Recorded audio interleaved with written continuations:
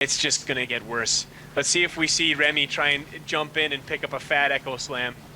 You know, the really sad thing is, FTP should have had this. They so should have had this, but they lost control for that one team fight on the top. I've been saying the entire game, they've had control, they wait this game out, and they'll have it. And they just got to wait for the right time to push. They did not pick the right time. They got screwed over, and losing a team like that with GDT gets them all the way back on top of it again, and they can keep their initiations back up. All they need to do is keep that Morphling shut down and not die off. They couldn't do that, and things go badly. So, well, Jay falling back. He didn't actually. I think he got niggled there by the ES Fissure, but the Planeswalker's Cloak does actually give a bit of a hand there to make sure the damage doesn't deal too much. But falling back now, like, look at them, FTP, they're scared. Maybe you're exactly right, Mark. Back when we were talking about when we were looking at the mid lane and thinking, oh, should we actually go on this one? Maybe FTP should have backed themselves and push the game out of contention for GDT. Well, Captain Hindsight is Captain Hindsight. Yeah.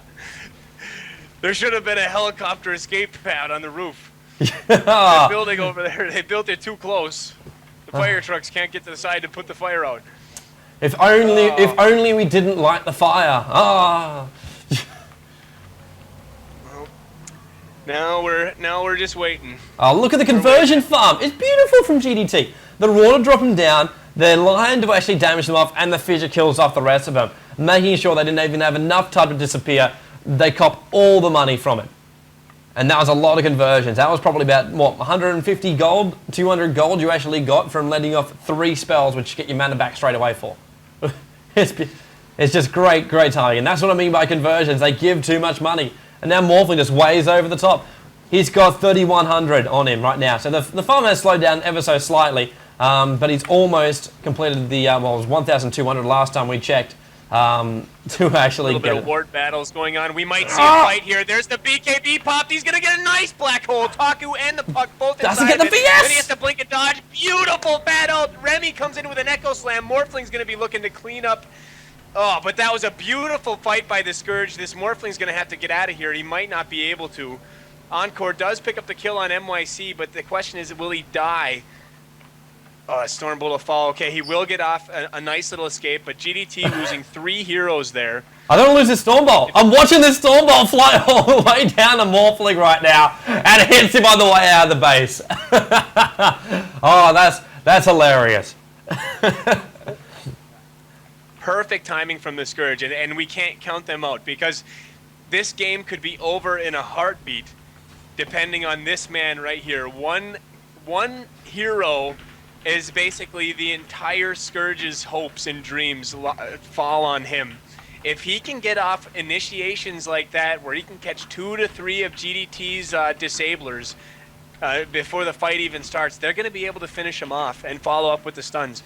So, yeah, we've been talking, like, counting out FTP a little bit here and saying GDT has it in control. And that's not the case. That's not true. Space can completely change the shape of this game. That's right. The Orchid Malevolence is actually up on Windrunner right now too. I don't know if she had that in the last battle, but out of Roshan, Aegis Immortal, he even let the slot open for it, and now on top of the Windrunner to do the damage. And she's the right-click power. She's the one they want to have up non-stop. But Roshan down, 200 gold more for everyone. TP comes up towards the top lane with Encore killing off that tier 2 tower. Eaglehorn's up on top of him too, so the Blaze not off, but he's at that point where the Blaze not going to make that much difference in about 10 minutes time. He needs to get Ness and Y and keep on top of the stats so he can actually keep that right power actually going off. He's about 100 gold away from his shotgun. Yeah, I like the nice saying shotgun morph, bang bang. It's even then, like, he's gonna have the shotgun, but he's got 4 or 5 minutes so he can make the most of it, and they can focus fire him down. The Orchid will be up now. He'll be right on top and go, oh, the second we see Morphling, stun him, nail his ass, kill him off, and we can pick off the rest of the team. As far as, like, even Enigma Black Hole goes, I would let that Black Hole off if you can catch Morphling off by himself away from his stunners, just to kill him. He is still GDT's power. But you're right before with the, as you said, you've got to get 2 of the 3 of the stunners. They've got to claim VS out of all of them. With the BKB going off, and it's the one hero which he's missed every single time he's actually had a half-decent black hole. He's missed VS, who just swaps him. It's like, hang on, I was letting off a black hole. Why the hell do you stop me? Oh, because you're killing my team? Good reason why. But Enigma, he's got to get that VS. Get the VS, claim either line as well, and let the ES go. ES can just try and steal him as much as he wants. The BKB will protect him from that. But yeah, it's just, get that VS swap down. You can't let him do that one. It looks like Mark.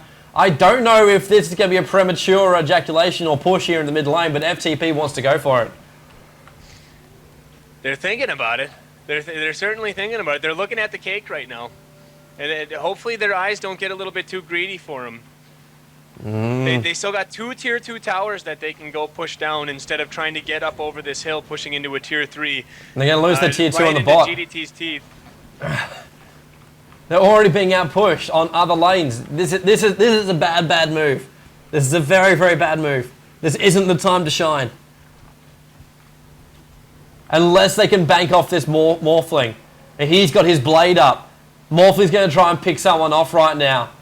If he can catch one person at the back and make this a 4v5. Oh, he could insta-kill that Lich so easy. He's going to! Go. Oh, there he goes!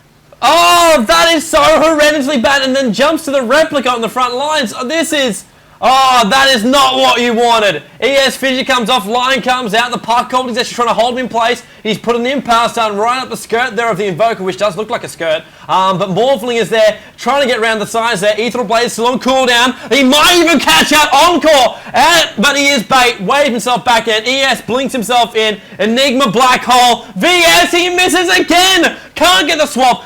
Taku gets the finger. Now Windrunner's going to go dying. The Aegis Immortal will bring him back to life again. 2, as well as the Enigma, is still hanging around. Windrunner comes back up to life. Wants to try and bring down this VS. He is the bane of this Enigma's existence. Line even TPing himself out there. And, oh, that's just such... Oh, my lord. That went wrong. That went so wrong. That's like just fine. He is the bane of this Enigma's existence. Oh, my god. They should have pushed a tier 2. And that Lich needs to stay. I guess he was hanging in the back and he thought he was fine. But Encore was sitting on that hill salivating that whole time. He just saw that 3-digit hit point Lich. He's like, bang, bang. No kiss, kiss, no bang, bang. So freaking easy. It's executioner style for him. Look at just that. Line Impal, Morphling Wave, and welcome to more money. This is going to get him there. This is literally going to get him his S and Y in the space of what should be another 5 minutes for him. That's going to hurt him more than what they think it did. Like, as far as the battle went, it wasn't too bad. Like, it went off either way. They still, FTP got a couple of kills. Sentinel God, GDT got a couple of kills as well. And more importantly, they went on to back to the Morphling. But the battle is actually still pretty even. No Raxes are down. The map control is still technically going in the way of FTP. And they do still hold this if they have one more big brute fight. And that's the big thing too. FTP, they can never be counted out of this game. If they get one Enigma Black Hole, the Lich ulti off as well, Invoker just screwing them over from the other side, it can work in their favor. They can get control of this game back very, very easily. But it's all about if they can bring down this Morphling, who is now in the bottom lane. He's blasting again! Oh, what a good time! Get yourself away, ES Blink! The wall of ice was there, but it was in the wrong position for them. They won't be able to chase him down, but it doesn't matter because VS is on the high ground and FTV get caught out. 2 hero push should not be happening at this point. Oh, man. This is why Morphling needs to be shut down for the entire game. Entire game. Oh. He's got 2,400 gold in the purse now. No items back there. Let's see if he's got anything on the chicken. That's going to be at least his Yasha if he wants to go Yasha first. Ultimate Orb coming out. He's going Scardy. He's going to go Scardy. Oh, nice, nice. That's not too bad either because... He's keeping it tier 3. He's keeping it in the house of tier 3. How's Taku doing over here? Let's give an update on all the items. He's got himself an ultimate orb on top of his blink dagger. Oh, he's got enough to pick up a mystic staff too, so he's going to have a double sheep here pretty soon. Take a look at Remy. He's got himself a force staff now as well. That'll be come in handy. He'll be able to force staff any key heroes out of that Enigma. out of that black hole. Yep. Sven still has nothing, or the same thing that he had 25 minutes ago. And Puck just bought something. He's got an ultimate orb on top of bots and the blink dagger. Let's see where that bird is. It's gotta be a hex. Maybe he just bought those boots of travel. I don't know. I wasn't following. Somebody watching the chat probably knows. They've been watching me click on heroes, unless I haven't clicked on them in forever. Oh, awesome. Speaking of chat, You. I'm gonna pop up, give a few shout-outs out really quick. Anybody I reckon? Isaac Noobton. I'm totally going to shout out that name. I love the shout-out to physicists everywhere. Speaking of which, hey, sup, Loke? Shout out to Emmerin, my favorite physicist. You're going to want to stop the shout-outs, look towards the top lane pretty soon. Madmortigan going to wave it, and then jumps the replicate. Oh, God. Never mind. Go back to your shout-outs. A 5-man gang just failed epically. Yeah. Emmerin, the designer of www.dotalicious-gaming.com. That's where I play a lot of my Dota games. You guys should too. The software's great. Built-in reconnect tool, stat tracking, an achievement system. If you haven't checked it out, check it out. And if it's been a while since you've checked it out, re-download the client. Download the new client and try it again. It's gotten better over the years. And you might...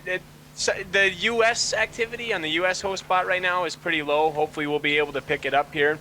But even then, I just play on the German bot. I ping at 80 milliseconds, so that's fine